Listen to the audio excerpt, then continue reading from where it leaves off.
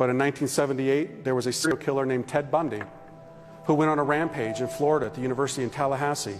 And he massacred 2 girls in a sorority house. And he went into another girl's room to kill her. He had the weapon, the blood from the other girls on his hand, on the knife. He barged into the room, and all of a sudden a mysterious force repelled him from the room, and the weapon was thrown out of his hand.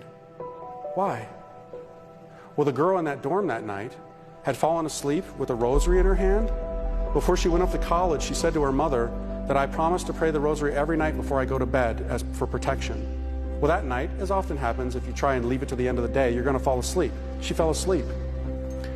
When the cops came, they saw the girl in a basically catatonic state. She was like paralyzed with fear.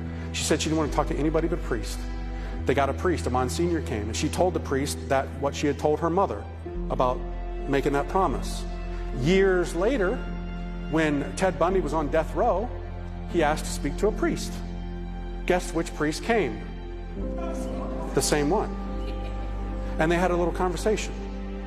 And Ted Bundy said to him, you know, there's something I don't understand.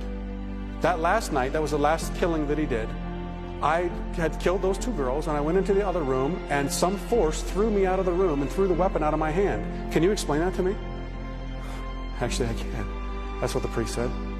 He said, I talked to that girl that night.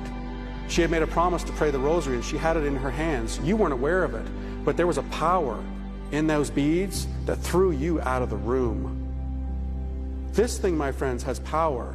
Saints of old would simply lay it on people who were possessed, and demons would shriek out of them. You know, today we look at this and we say, oh, that's just nonsense. That's not nonsense. This thing is a sword, my friends, a sword.